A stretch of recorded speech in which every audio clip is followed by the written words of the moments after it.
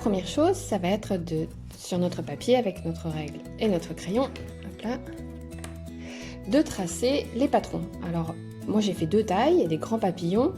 Les ailes du haut, j'ai utilisé des rectangles de 4 cm, enfin de 8 cm par 4 cm. Et les ailes du bas, 7 cm par 4 cm. Et j'ai, vous voyez, ce sont de simples rectangles. J'ai juste ensuite arrondi les bords. Pour les petits, j'ai utilisé 2 rectangles, un de 6 par 3 cm et un de 4 par 3 cm. Alors attention, vous voyez la différence entre les 2 papillons. Ici, dans les grands, il y a moins de différence entre les mesures des longueurs, ce qui fait que ça fait un papillon un peu plus rond. Voilà. Ici, j'ai quand même, vous voyez, entre 6 et 4, j'ai 2 cm de différence, ce qui fait que ça fait voilà, un petit décroché ici. C'est un autre style, c'est un petit peu différent. L'avantage avec le petit modèle, c'est que voilà, même des toutes petites chutes comme ça, vous voyez, c'est un tout petit bout qui me reste. Par exemple, les petites ailes, hop, le 4 par 3 par exemple, ça rentre même sur un tout petit bout de tissu comme ça. Pour l'explication d'aujourd'hui, je vais utiliser le grand papillon parce que les mesures sont voilà, un peu plus grandes et ça sera plus facile de vous montrer où piquer sur le grand modèle. Et puis le petit, il faut vraiment piquer tout près du bord.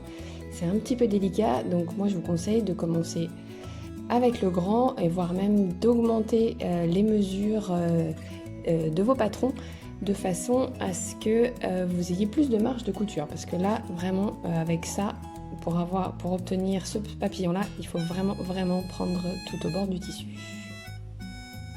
C'est parti. Première étape, hop là, vous allez prendre votre tissu, le plier en 2, placer votre patron dessus avec une épingle, faire tenir votre patron sur le tissu.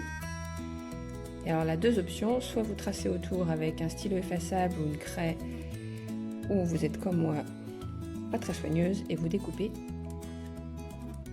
directement.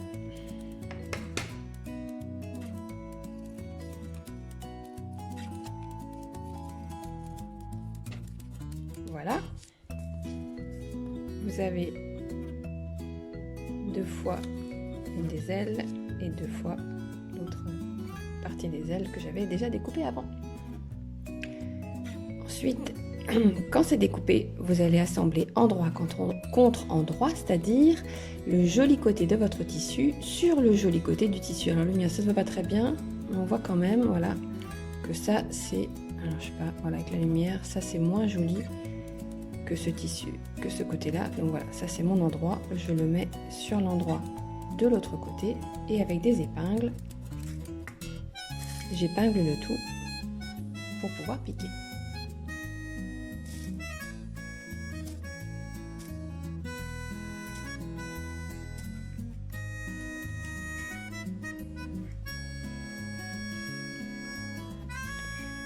Je vais maintenant aller jusqu'à ma machine et piquer. Il faudra piquer le tour assez près du bord donc de vos pièces en laissant une petite ouverture environ comme ça, voilà, ici, de 2-3 cm pour pouvoir retourner la pièce par la suite. Voilà, j'ai piqué mes 2 pièces. Alors, vous voyez, j'ai piqué assez près du bord et à moins de 5 mm. C'est un petit peu près, normalement. Il faudrait quand même arriver plutôt à 7 mm. Mais enfin, c'est des pièces qui ne vont pas être manipulées, pas enlevées comme des vêtements. Donc, normalement, ça devrait aller. Vous voyez ici, je l'ai fait. Là, on voit. Alors, normalement, on n'utilise pas du fil qui contraste. Là, c'était juste pour que vous puissiez voir. Voilà, où est-ce que j'ai piqué. Maintenant, je vais retourner les pièces.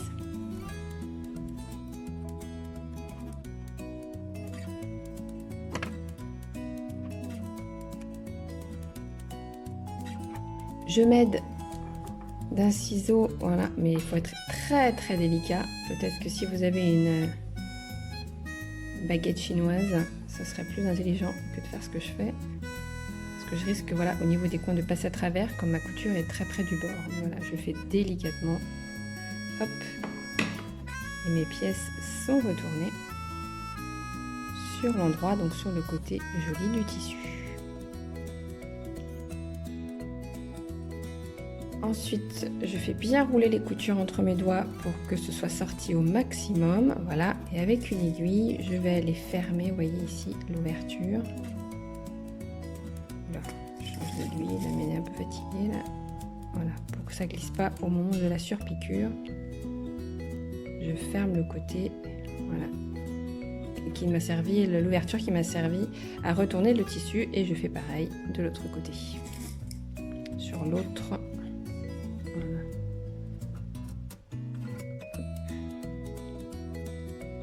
Et voilà. Et donc maintenant, je vais faire une surpiqûre tout au bord. Moi, j'aime bien les surpiqûres et en plus, ça va me permettre de fermer l'ouverture. Si vous êtes plus courageux que moi, vous pouvez faire un petit point invisible, voilà. Mais moi, voilà, j'aime bien les surpiqûres, donc je fais une surpiqûre. J'ai donc mes deux morceaux qui sont surpiqués. Vous voyez, c'est très près du bord. Hein. Donc, pour bien fermer. Ensuite, il va falloir faire un petit pliage.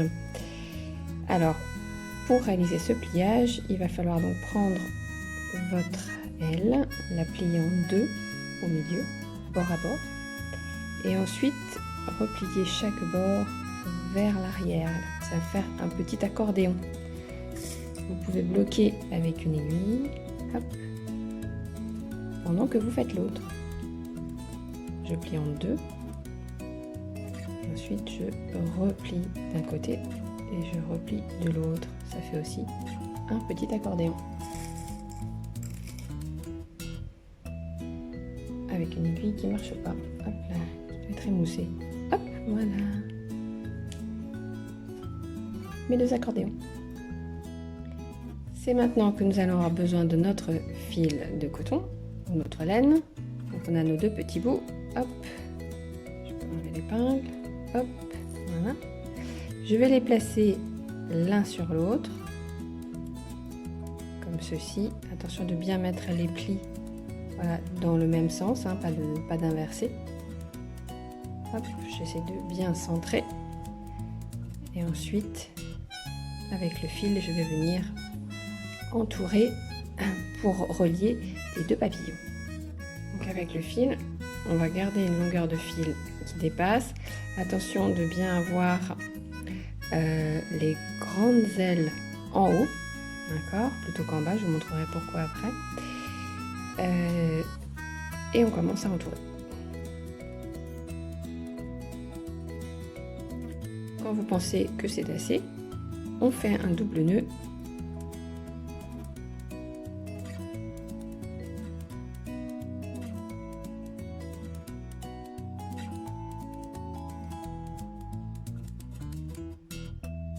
Voilà.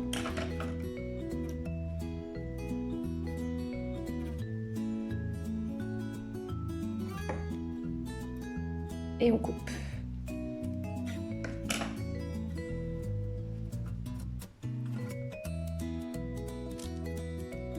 Et pour faire joli, on peut faire, voilà, deux petits nœuds au niveau des antennes et après on peut couper ce qui dépasse. Alors je vous montrerai, voilà, il y a un des papillons où j'ai fait l'inverse.